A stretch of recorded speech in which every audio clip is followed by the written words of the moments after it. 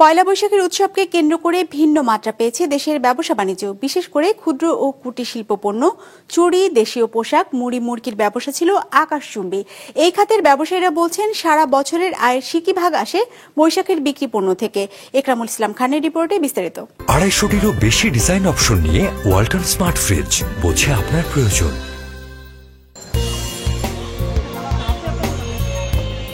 পহেলা বৈশাখকে কেন্দ্র করে উৎসব মুখর সারা দেশ, সর্বজনীন উৎসব, তাই এর ব্যাপ্তিটাও ছিল অনেক বেশি। বৈশাখ বরণকে কেন্দ্র করে নতুন পোশাকের চাহিদা মেটাতে বর্ণিল সব পোশাকের আয়োজন ছিল দোকানগুলোতে। বিক্রিও ছিল বেশ। ছোট শিশু থেকে শুরু করে বৃদ্ধের পায়জামা, পাঞ্জাবি, ফতুয়া এবং নারীদের সালোয়ার কামিজ, শাড়ি এসবই ছিল বিক্রির তালিকায়। আমাদের প্রত্যেকবারই 2-3টা ডিজাইন স্পেসিফিক থাকে যেটা ভালো চলে, এবারও সেম।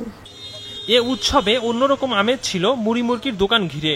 ব্যস্ত শহরে এখন মুড়ি মুরগি দেখা মেলে না বললেই চলে। তবে বৈশাখকে ঘিরে এই পণ্য বিক্রি করছেন ব্যবসায়ীরা, যা ঘিরে আগ্রহ দেখা গেছে ক্রেতাদের। খই কিনলাম, আপনার ডেমটি কিনলাম, অনেক কিছু কিনলাম, নাড়ু কিনলাম, মোয়া কিনলাম, খুব ভালো লাগতেছে।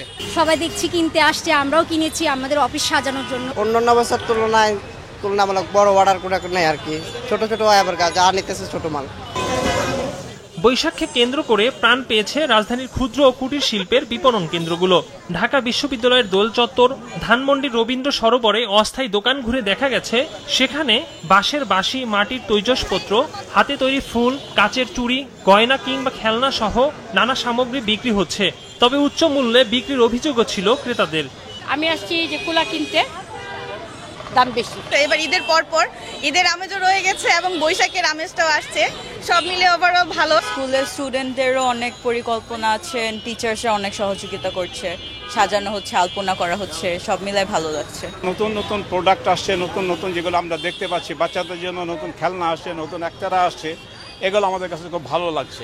ঈদের পরে এখন একটু ভাব হচ্ছে, এখন মাল কালেকশন করেছি, আমরা বেচা কেনা করছি। 40 থেকে 50টা ডিফারেন্ট ডিজাইন আমরা কালেকশন করি। কলস আছে, পাতিল আছে, কুলা আছে, ঝাঁকা আছে, সবই আছে। মাটির প্লেট, মাটির জগ, মাটির গ্লাস, মাটির বাটি, শোপিস আইটেম মোটামুটি ভালোই চলতেছে। পহেলা বৈশাখের সাথে পান্তা ইলিশের মেলবন্ধন বহু বছরের। যদিও প্রজনন মৌসুমের এই সময়টায় ইলিশ আহরণ ও বিক্রিতে নিষেধাজ্ঞা জারি করেছে সরকার, তারপরও হিমাগার ও ফ্রিজে রাখা ইলিশ উচ্চ দরে হাঁকডাকে বিক্রি হচ্ছে বাজারে। পয়লা বৈশাখকে কেন্দ্র করে পোশাক, খাদ্য বা হস্তশিল্প জাতীয় অর্থনীতিতে কতটা অবদান রাখে তার সঠিক কোনো হিসাব নেই। তবে এই উৎসবকে কেন্দ্র করে ব্যবসা বাণিজ্য বাড়ানোর পরামর্শ অর্থনীতিবিদদের, বিশেষ করে এসএমই খাতে নজর দেওয়ার তাগিদ তাদের। বৈশাখের যে জায়গাটা সবচেয়ে বেশি প্রাধান্য পায় সেটা হচ্ছে বাংলাদেশের যে আমি বলবো ক্ষুদ্র এবং কুটির শিল্পজাত যে পণ্যগুলো, সেইগুলার কিন্তু মেলা এবং এই কেন্দ্রে কিন্তু একটা বিজনেস হয়ে থাকে, ওরাও একটা প্রত্যাশার মধ্যে থাকে। অতএব এই বিজনেসটা যেটা সেটা হয়তো বা এই বছর খানিকটা ঠিক থাকলেও দেশের অর্থনীতি বাড়ছে, বড় হচ্ছে পয়লা বৈশাখের ব্যবসাও। দেশের উৎসবের আয়োজনে নতুন মাত্রা পাচ্ছে পহেলা বৈশাখ। একরামুল ইসলাম খান, বিজনেস রিপোর্ট, মাছরাঙ্গা টেলিভিশন।